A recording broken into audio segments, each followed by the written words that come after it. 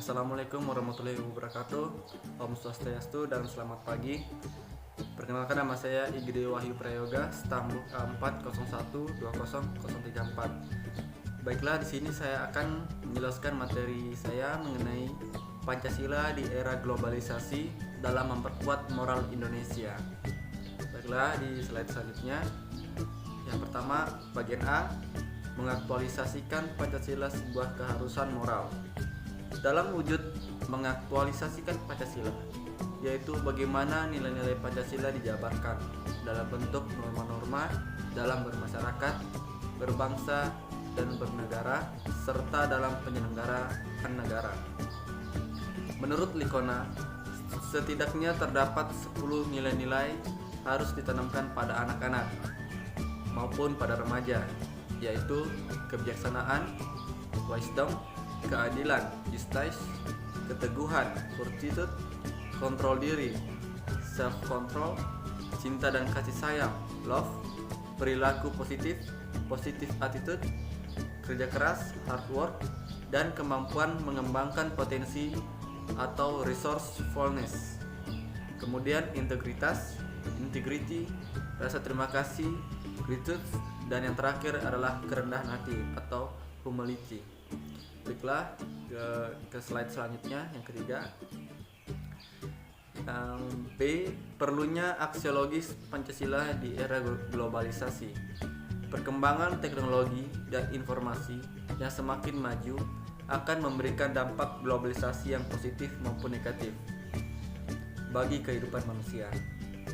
Ancaman nyata yang ada di depan mata kita adalah munculnya gerakan ekstremis, politik adu domba dengan menggunakan isu sara, penyebaran hoaks, dan tindakan provokasi di media sosial. Tantangan tersebut dapat kita hadapi apabila kita dalam bertingkah laku dan bertutur kata berpedoman kepada nilai-nilai luhur Pancasila yang sudah tersusun secara hierarkis berhubungan antara sila satu dengan yang lainnya. Baiklah, kita beralih ke slide selanjutnya, yaitu bagian C, kesadaran untuk melaksanakan Pancasila. Pancasila perlu diusahakan agar terwujudnya kesadaran dan ketaatan, agar manusia sampai pada suatu tingkat kesiapan untuk mengaktualisasikan Pancasila. Maka yang pertama yang harus diketahui adalah tentang pengetahuan yang benar tentang Pancasila, memenuhi, meresapi, dan menyadari, kemudian menghayati dan pada akhirnya mewujudkannya. Jadi tanpa adanya syarat-syarat tersebut, mustahil upaya pelaksanaan realisasi Pancasila dapat terlaksana dengan baik. Untuk itu, diperlukan dalam suatu proses pendidikan yang terarah dan berkesinambungan. Adapun kesadaran dan kesiapan untuk pelaksanaan Pancasila dapat dilakukan dalam praktik hidup sehari-hari dalam masyarakat, melalui pendidikan maupun dalam kenyataan hidup sehari-hari. Baiklah, kita pindah ke slide selanjutnya, yaitu bagian D, sosialisasi dan pembudayaan Pancasila.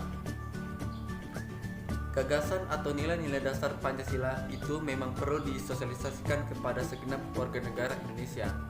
Oleh karena berfungsinya dalam praktik bernegara membutuhkan dukungan warganya.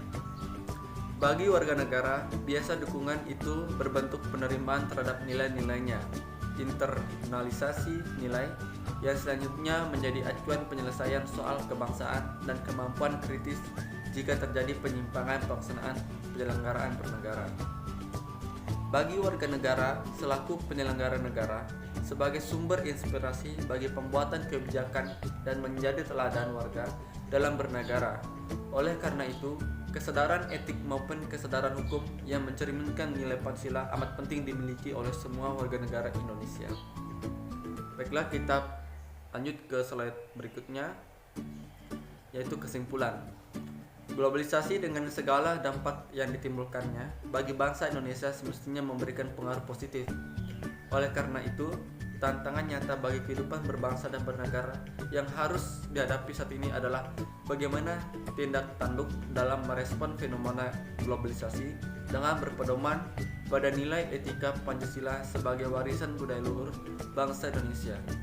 Pancasila harus diyakini oleh seluruh elemen masyarakat sebagai nilai-nilai moralitas sehingga arus globalisasi tetap terjawab dengan nilai-nilai Pancasila.